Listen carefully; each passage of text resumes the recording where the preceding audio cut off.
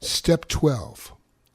Having had a spiritual awakening as a result of these steps, we tried to carry this message to alcoholics and to practice these principles in all our affairs. The joy of living is the theme of AA's 12th step, and action is its key word. Here we turn outward toward our fellow alcoholics who are still in distress. Here we experience the kind of giving that asks no rewards.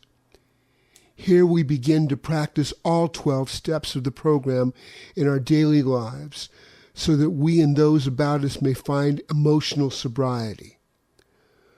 When the 12th step is seen in its full implication, it is really talking about the kind of love that has no price tag on it.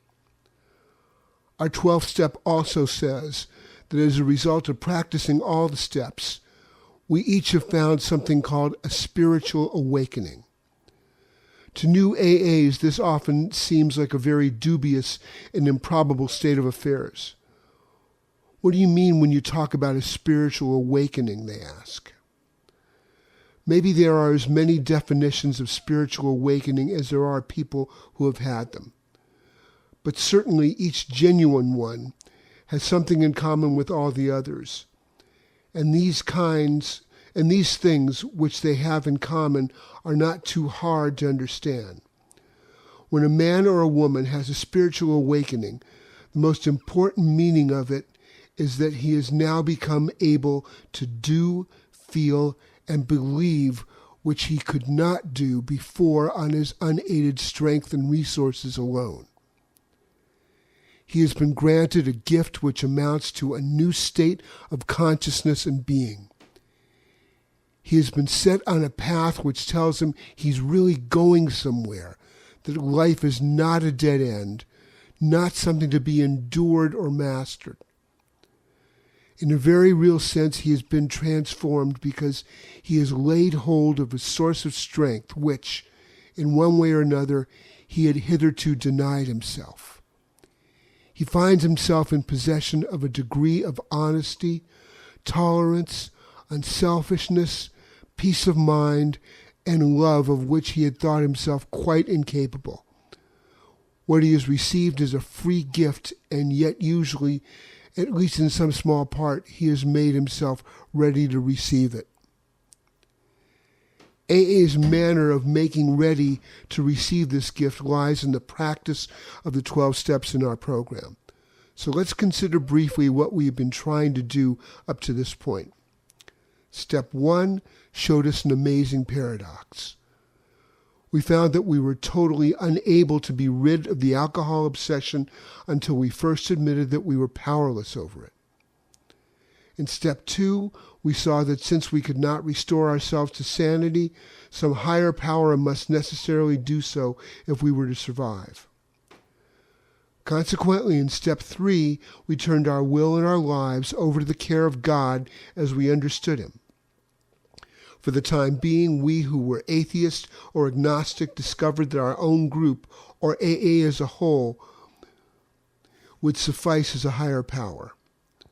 Beginning with step 4, we commenced to search out the things in ourselves which had brought us to physical, moral, and spiritual bankruptcy. We made a searching and fearless moral inventory.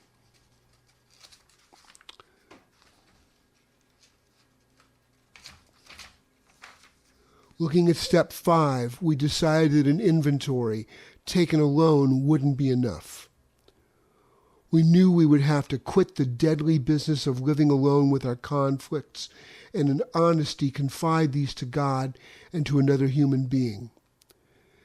At step 6, many of us balked for the practical reason that we did not wish to have all our defects of character removed because we still loved some of them too much. Yet, we knew we had to make a settlement with a fundamental principle of step 6.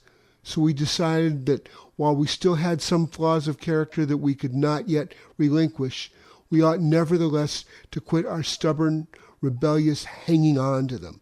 We said to ourselves, "This I cannot do today, perhaps, but I can stop crying out, 'No, never.'" Then in step 7, we humbly asked God to remove our shortcomings such as he could or would under the conditions of the day we asked.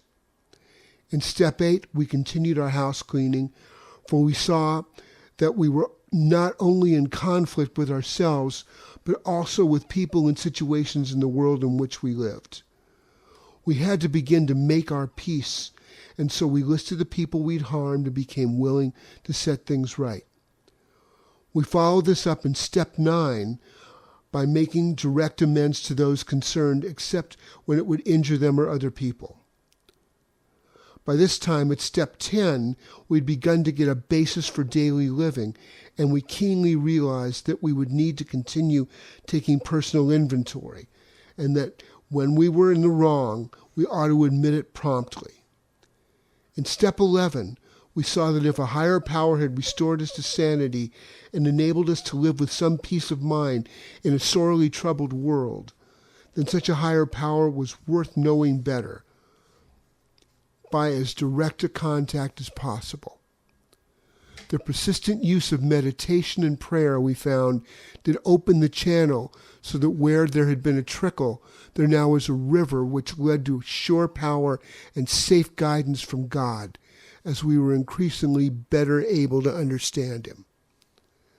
So, practicing these steps, we had a spiritual awakening about which finally there was no question. Looking at those who were only beginning and still doubted themselves, the rest of us were able to see the change setting in. From great numbers of such experiences, we could predict that the doubter who still claimed that he hadn't got the spiritual angle, and who still considered his well-loved AA group the higher power, would presently love God and call him by name. Now, what about the rest of the 12th step?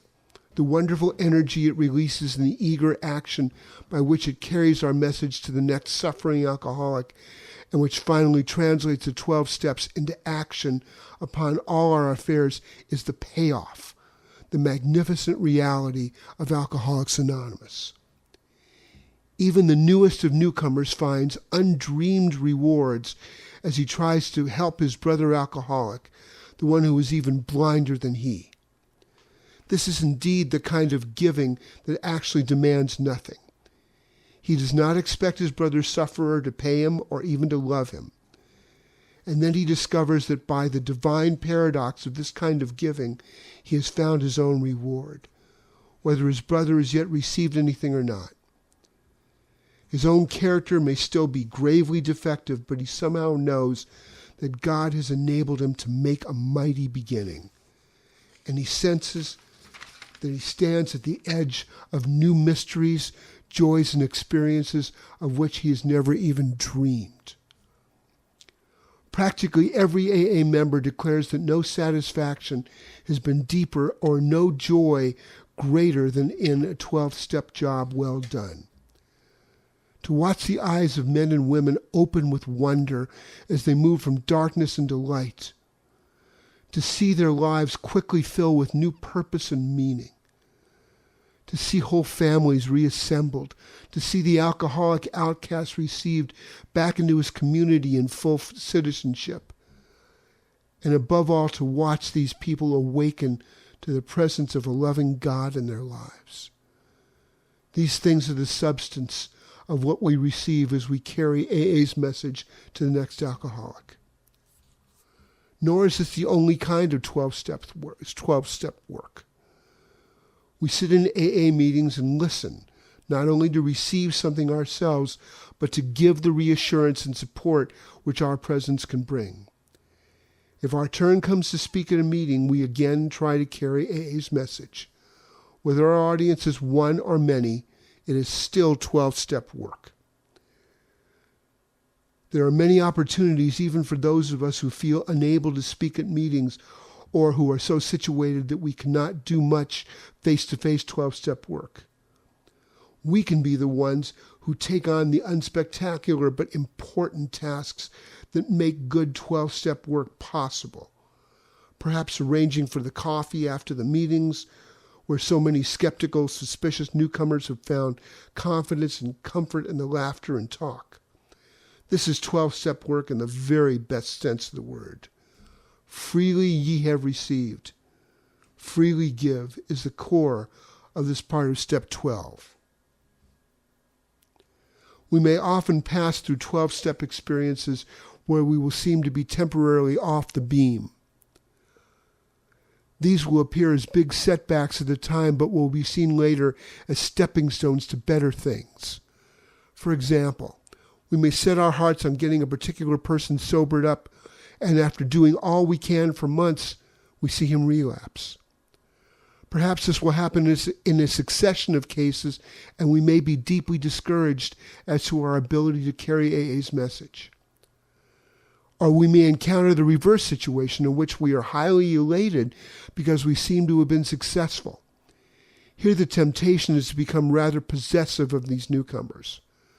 Perhaps we try to give them advice about their affairs which we really aren't competent to give or ought not give at all. Then we're hurt and confused when the advice is rejected or when it is accepted and brings still greater confusion. By a great deal of ardent 12-step work, we sometimes carry the message to so many alcoholics that they place us in a position of trust. They make us, let us say, the group's chairman. Here again, we are presented with the temptation to overmanage things, and sometimes this results in rebuffs and other consequences which are hard to take. But in the longer run, we clearly realize that these are only the pains of growing up, and nothing but good can come from them if we turn more and more to the entire 12 steps for the answers. Now comes the biggest question yet. What about the practice of these principles in all our affairs? Can we love the whole pattern of living as eagerly as we do the small segment of it we discover when we try to help other alcoholics achieve sobriety? Can we bring the same spirit of love and tolerance into our sometimes deranged family lives that we bring to our AA group? Can we have the same kind of confidence and faith in these people who have been infected and sometimes crippled by our own illness that we have in our sponsors? Can we actually carry the AA spirit into our daily work? Can we meet our newly recognized responsibilities to the world at large? And can we bring new purpose and devotion to the religion of our choice? Can we find a new joy of living in trying to do something about all these things? Furthermore, how shall we come to terms with seeming failure or success? Can we now accept and adjust to either with despair or without despair or pride? Can we accept poverty, sickness, loneliness, and bereavement with courage and serenity? Can we steadfastly content ourselves with the humbler, yet sometimes more durable satisfactions when the brighter, more glittering achievements are denied us? The AA answer to these questions about living is yes, all of these things are possible. We know this because we see monotony, pain, and even calamity turned to good use by those who keep on trying to practice AA's 12 steps. And if these are facts of life for the many alcoholics who have recovered in AA, they can become the facts of life for many more. Of course, all AAs, even the best, fall short of such achievements as a consistent thing. Without necessarily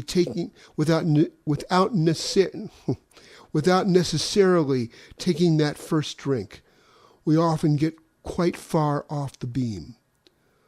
Our troubles sometimes begin with indifference. We are sober and happy in our AA work. Things go well at home and in office. We naturally congratulate ourselves on what later proves to be a far too easy and superficial point of view.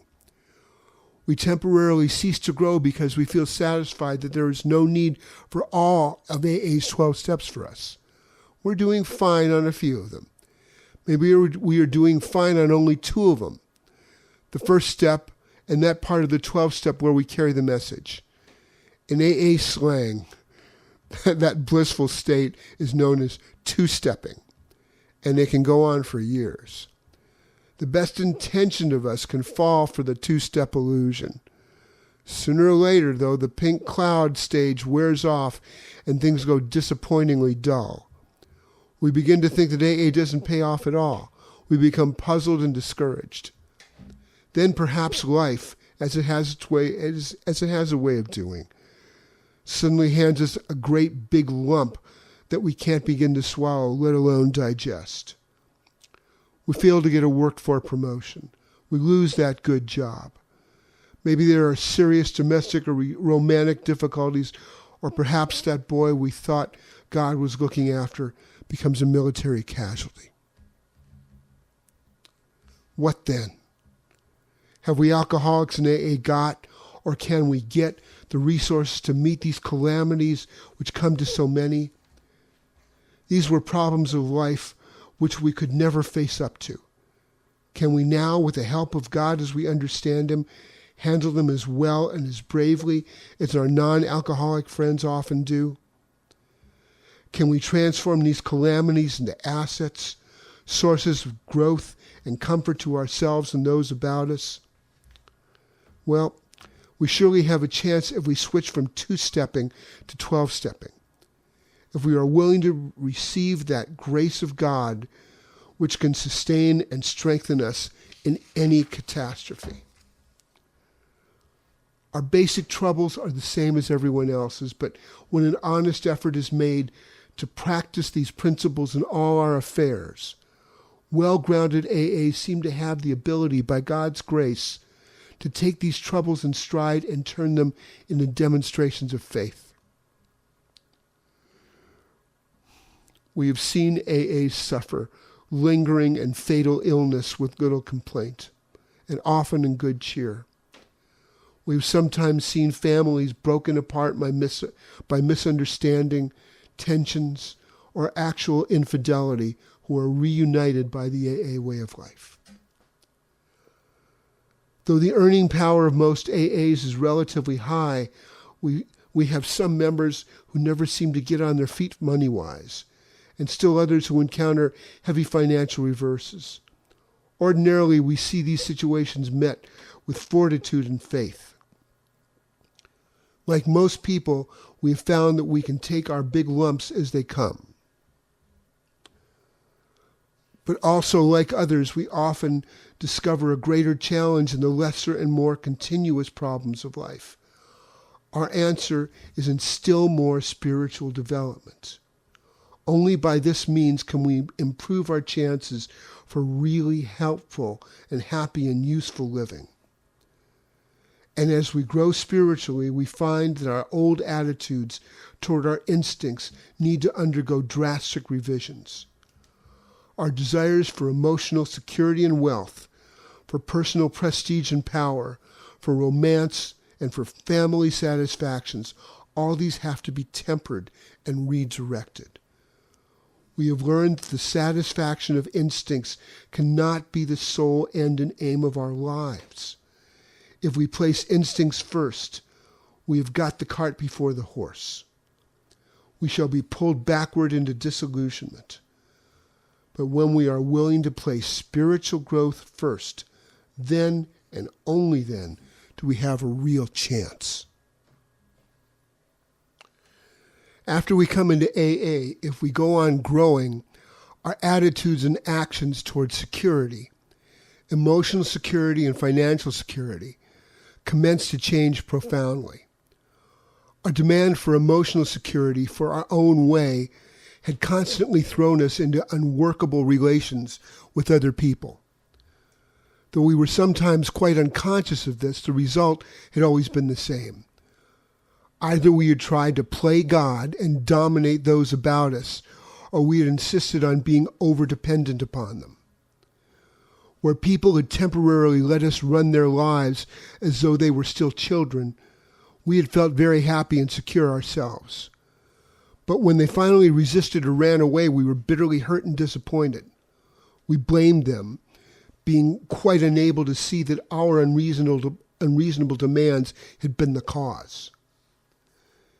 When we had taken the opposite tack and had insisted, like infants ourselves, that people protect and take care of us, or that the world owed us a living, then the result had been equally unfortunate. This often caused the people we had loved most to push us aside, or perhaps desert us entirely. Our disillusionment had been hard to bear. We couldn't imagine people acting that way towards us. We had failed to see that though adult in years, we were still behaving childishly, trying to turn everybody, friends, wives, husbands, even the world itself, into protective parents. We refused to learn the very hard lesson that overdependence upon people is unsuccessful because all people are fallible, and even the best of them will sometimes let us down, especially when our demands for attention become unreasonable. As we made spiritual progress, we saw through these fallacies. It became clear that if we were ever to feel emotionally secure among grown-up people, we would have to put our lives on a give-and-take basis. We would have to develop the sense of being in partnership or brotherhood with all those around us. We saw that we would need to give constantly of ourselves without demands for repayment. When we persistently did this, we gradually found that people were attracted to us as never before. And even if they failed us, we could be understanding and not too seriously affected. When we developed still more, we discovered the best possible source of emotional stability to be God Himself. We found the dependence upon His perfect justice, forgiveness, and love was healthy, and that it would work where nothing else would. If we really depended upon God, we couldn't very well play God to our fellows, nor would we feel the urge wholly to rely on human protection or care. These were the new attitudes that finally brought many of us an inner strength and peace that could not be deeply shaken by the shortcomings of others or by any calamity not of our own making. This new outlook was, we learned, something especially necessary to us alcoholics. For alcoholism had been a lonely business, even though we had been surrounded by people who loved us. But when self-will had driven everybody away and our isolation had become complete, it caused us to play the big shot in cheap bar rooms and then fare forth alone on the street to depend upon the charity of passers-by. We were still trying to find emotional security by being dominating or dependent upon others. Even when our fortunes had not ebbed that much and we nevertheless found ourselves alone in the world, we still vainly tried to be secure by some unhealthy kind of domination or dependence. For those of us who were like that, AA had a very special meaning. Through it, we begin to learn right relations with people who understand us. We don't have to be alone anymore. Most married folks in AA have very happy homes. To a surprising extent, AA has offset the damage to family life brought about by years of alcoholism. Nearly every sound human being experiences at some time in life a compelling desire to find a mate with whom the fullest possible union can be made, spiritual, mental, emotional, and physical. This mighty urge is the root of great human accomplishments, a creative energy that deeply influences our lives. God fashioned us that way. So our question will be this: how, by ignorance, compulsion, and self-will, do we misuse this gift for our own destruction? We AAs cannot pretend to offer full answers to age-old perplexities, but our own experience does provide certain answers that work for us. When alcoholism strikes, very unnatural situations may develop which work against marriage partnership and compatible union. If the man is affected, the wife must become the head of the house, often the breadwinner. As matters get worse, the husband becomes a sick and irresponsible child who needs to be looked after and extricated from endless scrapes and impasses. Very gradually, and usually without any realization of the fact, the wife is forced to become the mother of an erring boy. And if she had a strong maternal instinct to begin with, the situation is aggravated. Obviously, not much partnership can exist under these conditions. The wife usually goes on doing the best she knows how, but meanwhile the alcoholic alternately loves and hates her maternal care. A pattern is thereby established that may take a lot of undoing later on.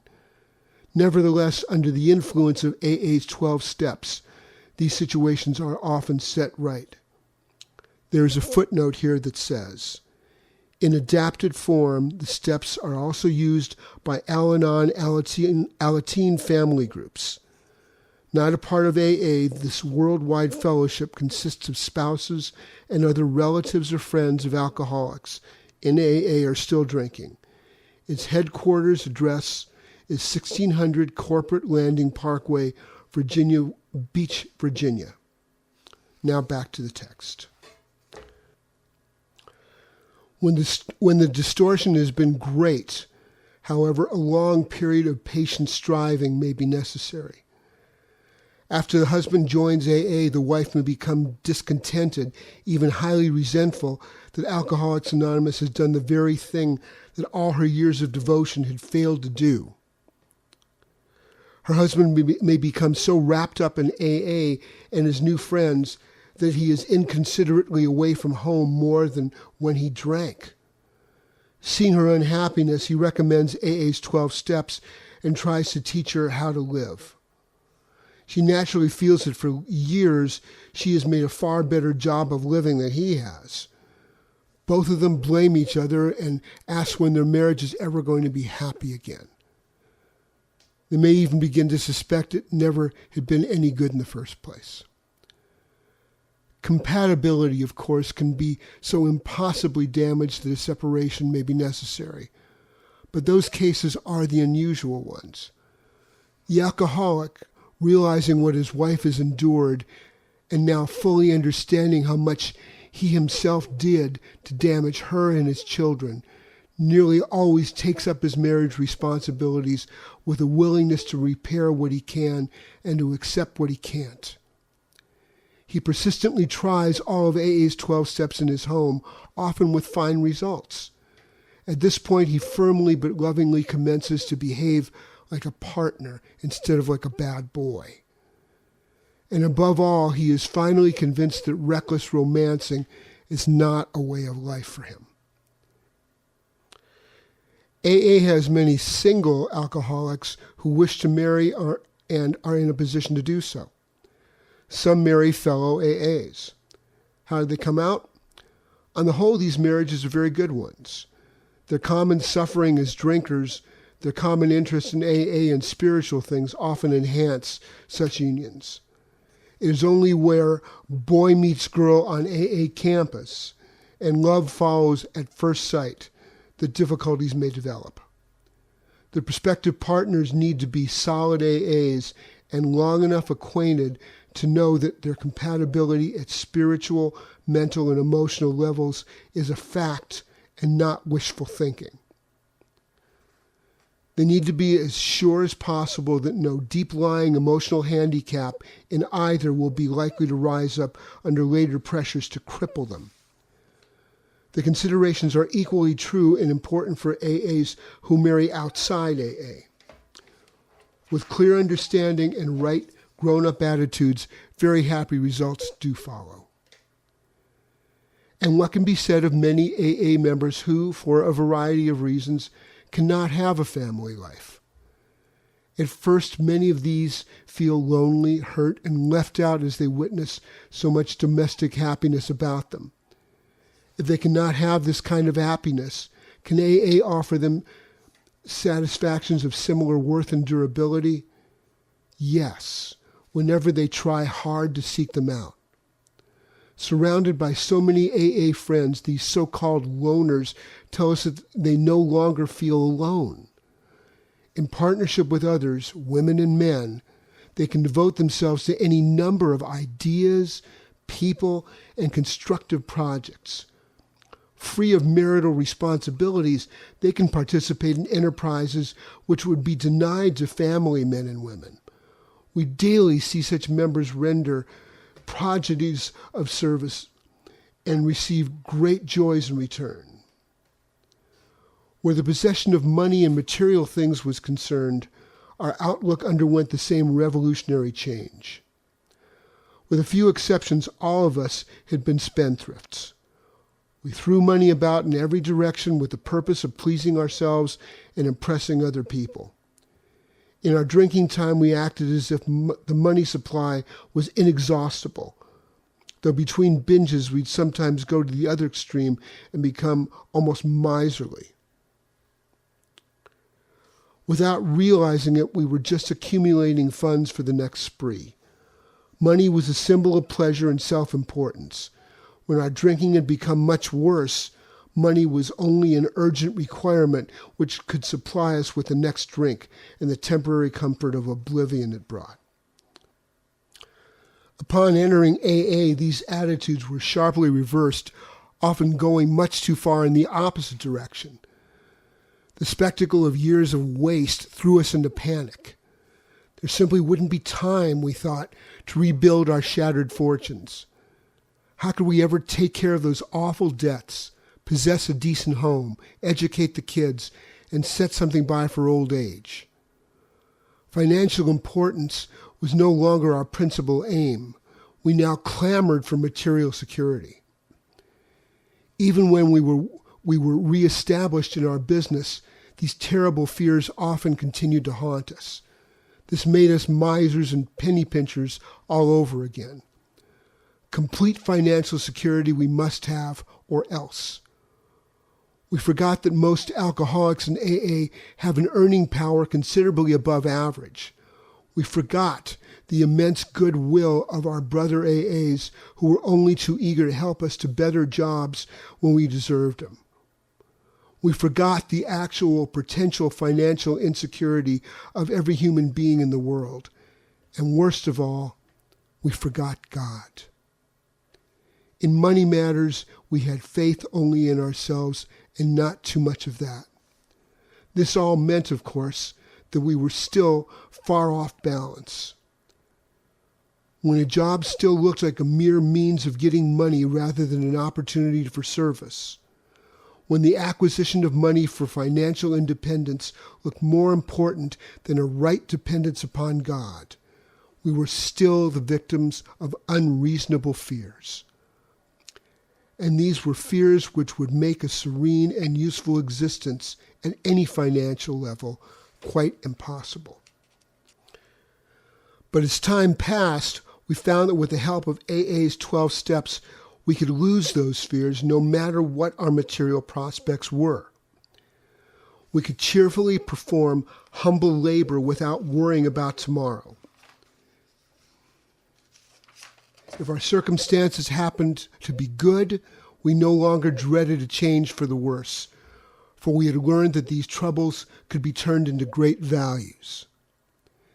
It didn't matter too much what our material condition was, but it did matter what our spiritual condition was.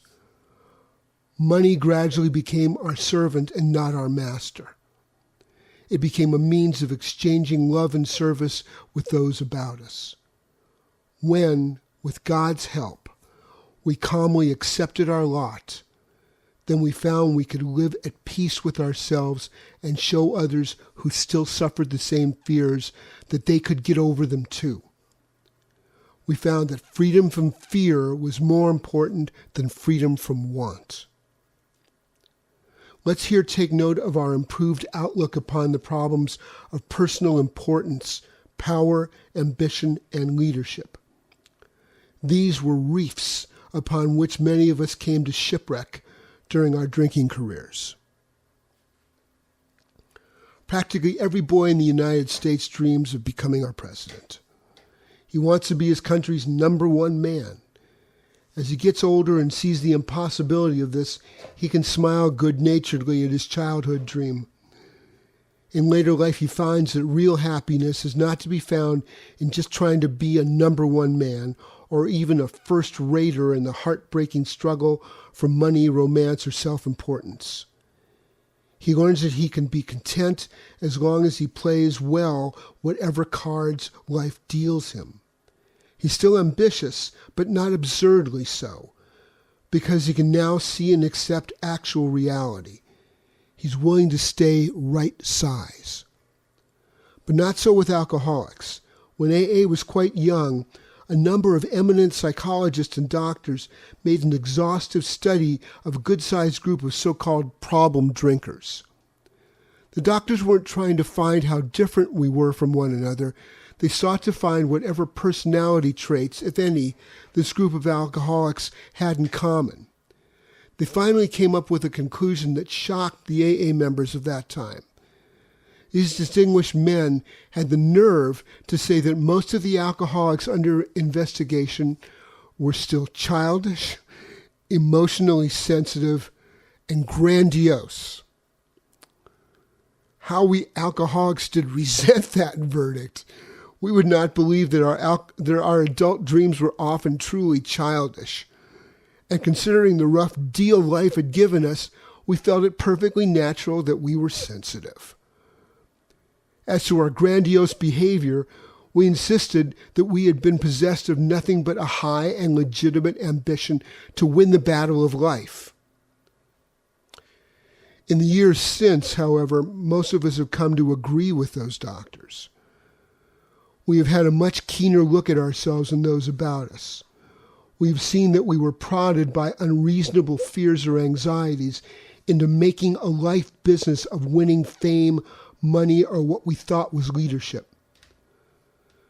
So false pride became the reverse side of that ruinous coin marked fear.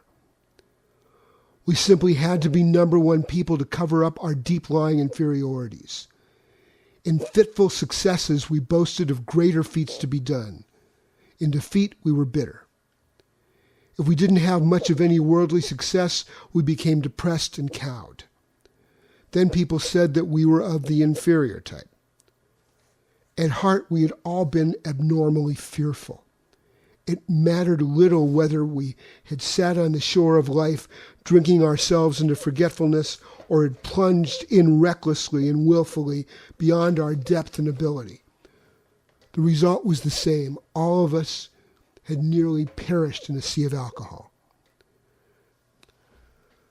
But today, in well-matured AAs, these distorted drives have been restored to something like their true purpose and direction. We no longer strive to dominate or rule those about us in order to gain self-importance. We no longer seek fame and honor in order to be praised. When by devoted service to family, friends, business, or community, we attract widespread affection and are sometimes singled out for posts of greater responsibility and trust, we try to be humbly grateful and exert ourselves the more in a spirit of love and service. True leadership, we find, depends upon able example and not upon vain displays of power or glory.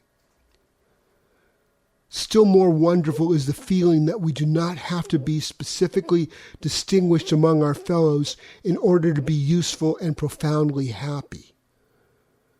Not many of us can be leaders of prominence, nor do we wish to be. Service gladly rendered, obligations squarely met, troubles well accepted or solved with God's help, the knowledge that at home or in the world outside we are partners in a common effort, the well understood fact that in God's sight all human beings are important, the proof that love freely given surely brings a full return, the certainty that we are no longer isolated and alone in self-constructed prisons, the surety that we need no longer be square pegs in round holes, but can fit and belong in God's scheme of things. These are the permanent and legitimate satisfactions of right living, for which no amount of pomp and circumstance, no heap of material possessions could possibly be substitutes. True ambition is not what we thought it was. True ambition is the deep desire to live usefully and walk humbly under the grace of God. These little studies of AA's 12 steps now come to a close. We have been considering so many problems that it may appear that AA consists mainly of racking dilemmas and troubleshooting. To a certain extent, that's true. We have been talking about problems because we are problem people who have found a way up and out, and who wish to share our knowledge of that way with all who can use it. For it is only by accepting and solving our problems that we can begin to get right with ourselves and with the world about us and with Him who presides over us all. Understanding is the key to right principles and attitudes, and right action is the key to good living. Therefore, the joy of good living is the theme of AA's 12th step. With each passing day of our lives, may every one of us sense more deeply the inner meaning of AA's simple prayer. God, grant us the serenity to accept the things we cannot change, courage to change the things we can,